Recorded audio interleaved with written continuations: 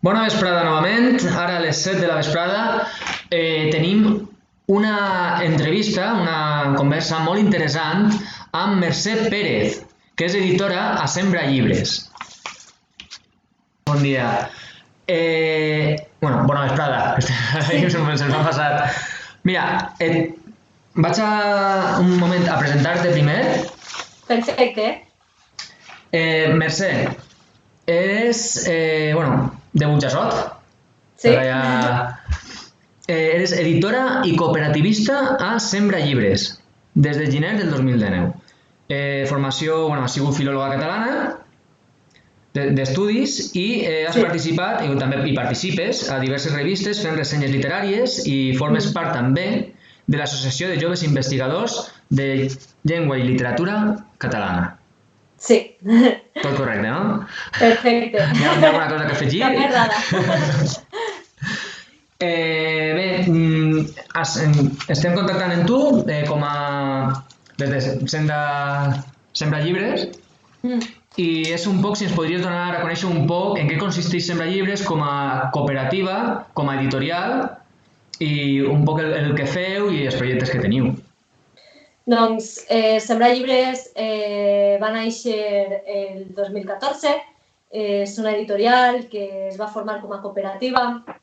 Va néixer entre la ciutat de València i la Ribera i des del País Valencià, des de València, edita llibres en la nostra llengua que pretenen ser finestres obertes, literatura crítica, també assaig, biografies, que ens ajuden a repensar-nos des de l'ací i l'ara, però també des d'altres latituds, des d'altres zones i també des d'altres èpoques, no? I un poc aquesta és la idea, oferir llibres llavors, com nosaltres li diem, com que som Sembra Llibres, sempre juguem amb aquesta idea de que els llibres són llavors, que ajuden a fer-nos pensar.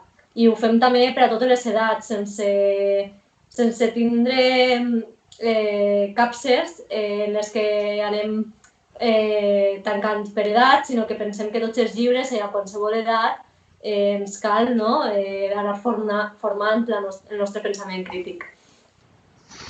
Molt bé, teniu uns valors molt marcats, no? uns principis molt marcats. Treballeu amb molta diversitat d'autors. Tinc aquí tinc apuntat Xavi Sarrià, Jaume Monzó, Teresa Pàmies, Joan Fuster, Roald Dahl, Wu Ming, teniu des de Kafka fins David Fernández i Ana Gabriel.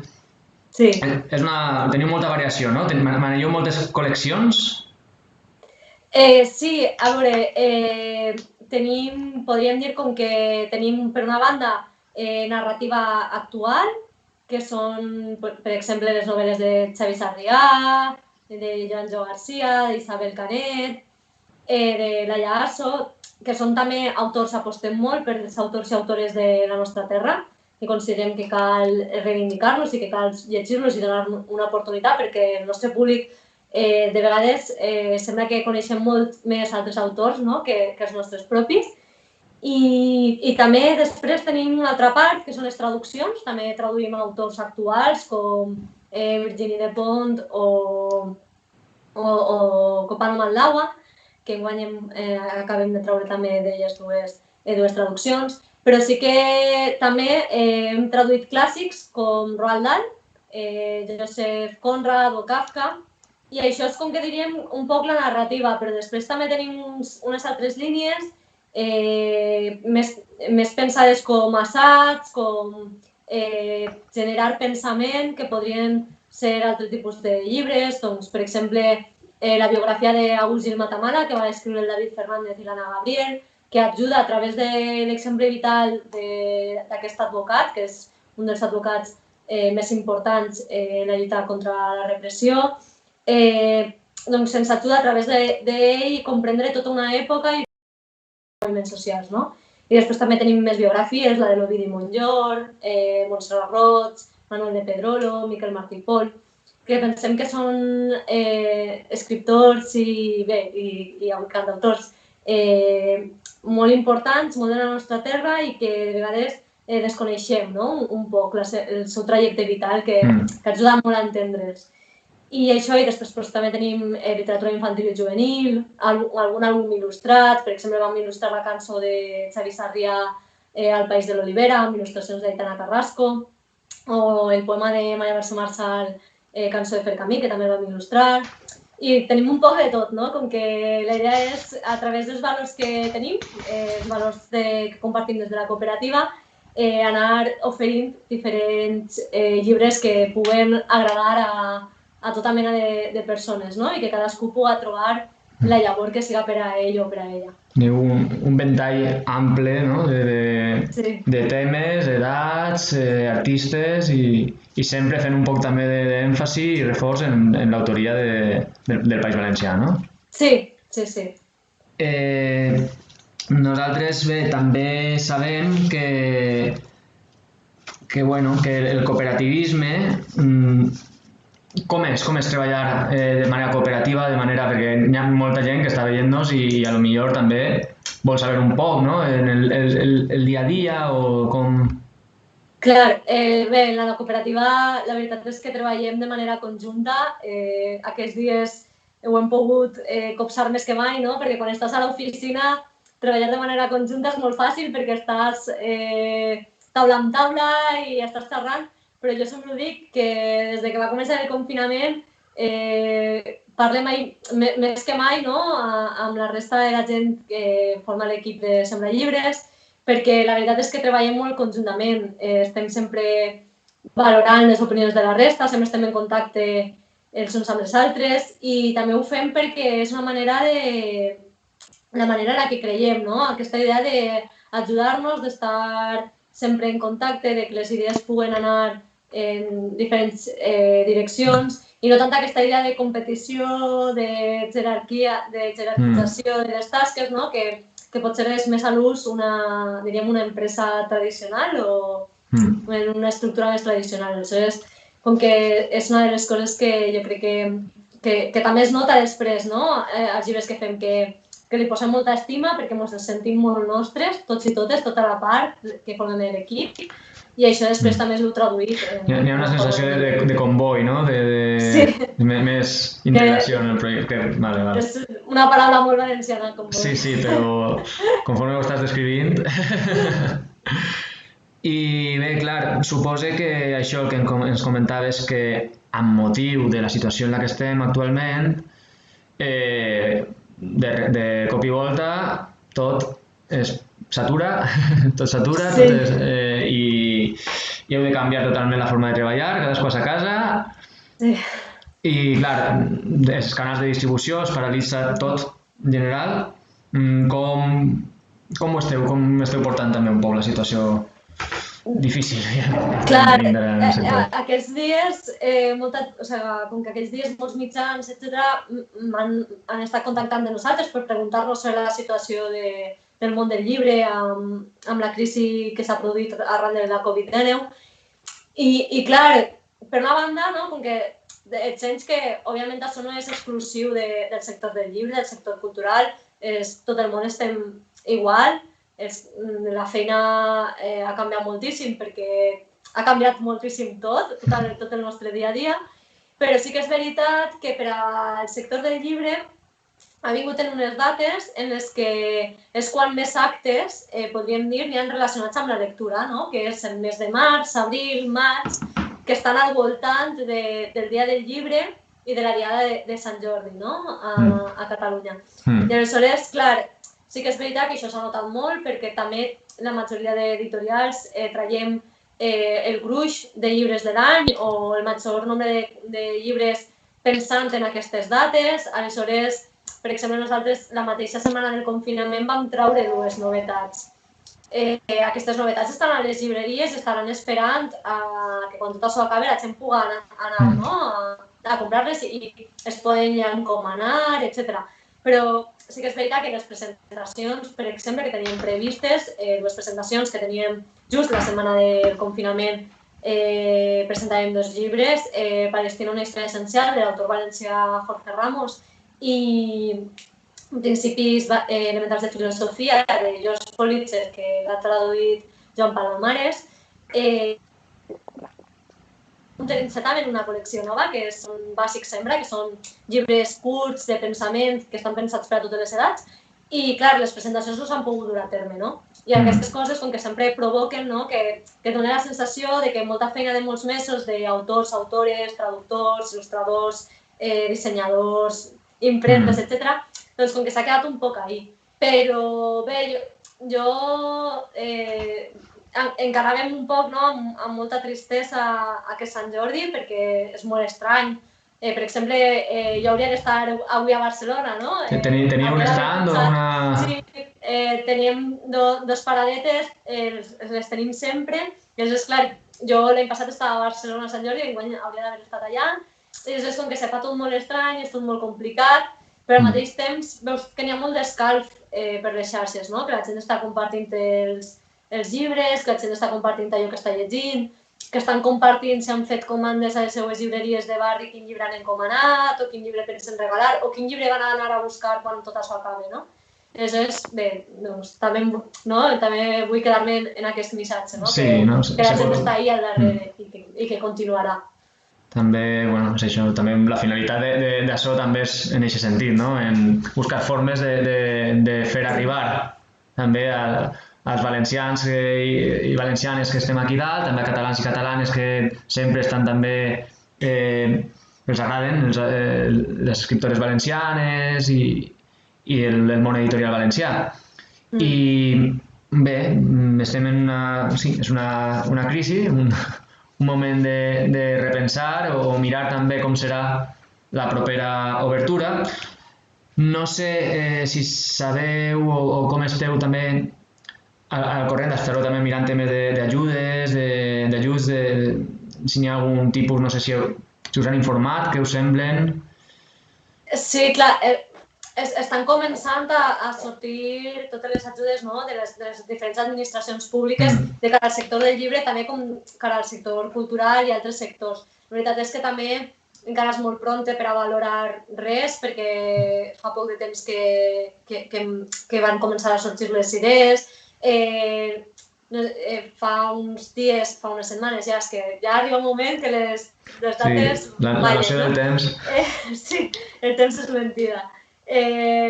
Doncs sí que és veritat que hi havia que les subvencions o les ajudes que s'han anat dient, algunes s'estan duent a terme, que això es valora molt positivament. Pensem que realment per al sector del llibre calen dos potes principals. Per una banda, és el consum individual que la gent faci, que la gent siga conscient de que cal fer un consum conseqüent i que cal que vagin a les llibreries de barri, a la llibreria del seu poble, que aposten per editorials arrelades al territori i que aposten també per llegir històries que es publiquen en aquestes editorials, no? Però per una altra banda, per a que això es mantinga, per a que hi hagi una diversitat plural d'editorials independents que el que fan és que ofereixen moltes visions i molts llibres diferents, no? Cal que l'administració també estigui al darrere, i ara més que mai. El sector del llibre és un sector que necessita molt de l'administració pública, com la majoria de sectors, no és exclusiu del sector del llibre, però també. I ara més que mai, ara necessitem que estiguen al nostre costat, que facin promoció de la literatura, que hi hagi un pla lector, que es faci promoció de les editorials arrelades al nostre territori, si volem mantindre la diversitat que tenim, que creiem que és molt positiu, no? I per això s'estan signant diferents comunicats, etc., en què se diuen això, amb la idea, per exemple, també de que ens cal repensar molt quin valor li donem a la cultura. I això va per totes bandes, des de nosaltres com a espectadors, com a lectors, etc., com també per a les administracions, que jo crec que una de les coses que ha tingut el confinament és que ens adonem que la cultura està al nostre costat, perquè quan estàs a casa estem tots veient sèries, sentint música, llegint llibres, consultant diaris, no sé, com que està ahí, no?, quan la necessitem. Doncs a la inversa també, no?, que estiguen també quan els necessitem nosaltres. Sí, quan això, i bé, i això i també la gent, no?, quan això passa, que tots els favors, bueno, tots els favors, més que favors, totes les... que s'ha obert la cultura per intentar accedir a la gent a través de les xarxes, ara més que mai, i això, que després d'alguna manera siga retornat anant a les llibreries, que tota aquesta informació que hem recabat, aquest temps, pugui ser tastada físicament, anant al fet de poder tindre el llibre en les mans. I també comentar, bueno, no sé si teniu també alguna idea de futur, algun projecte així que... No sé si es pot dir tampoc, però... Sí, bé, estem, com tot el món, repensant calendari, perquè tenim, per exemple, ara per a finals de març havia de sortir un llibre que no ha pogut sortir, que eixirà més endavant, perquè, clar, en ple confinament no podia ser.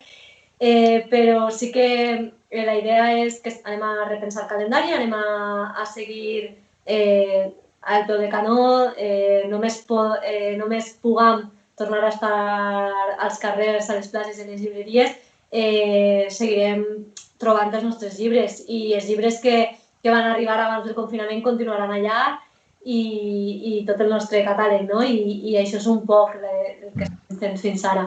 Estem també fent un projecte de col·laboració amb diferents cooperatives que eixirà més endavant i aquesta és la idea, sumar totes i tots i tirar endavant.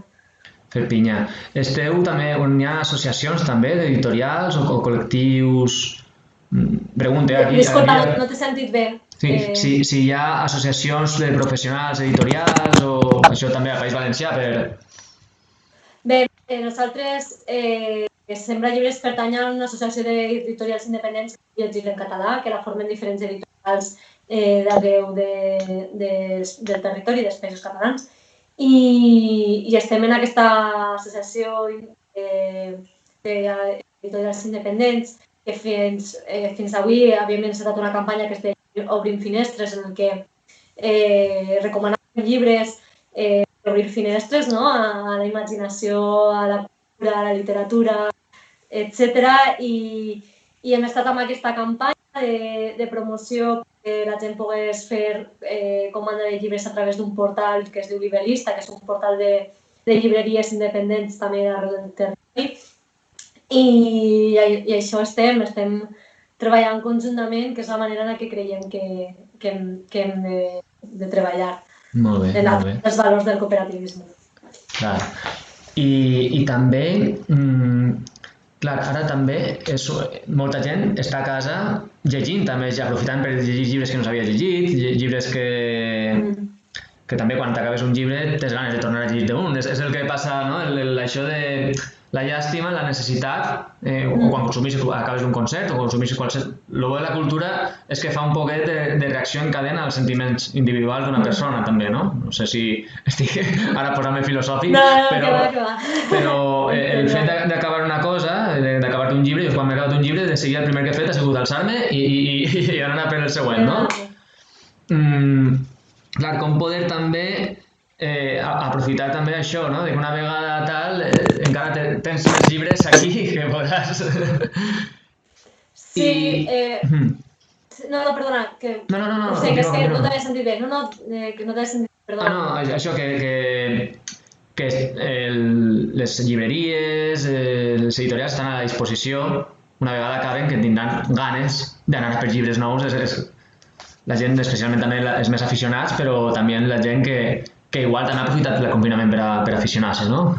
Sí, clar, el que s'ha de dir és que, per favor, sobretot, molt important, que la gent no compri a Amazon, que sabem que està sent molt golós, no?, que puguem portar el llibre a casa de seguida, etc. Però és que no ens cal, no cal fer aquest consum, perquè telefoneu, envieu un mail, parleu en qualsevol llibreria de proximitat, no?, en les llibreries de confiança, perquè estan oferint moltes opcions, des de xecs regal, en què tu compres un xec i ja després, quan obrin, podràs canviar per un llibre. encomanar el llibre i que te'l reserven per a que quan pugues... Que vages també, per exemple,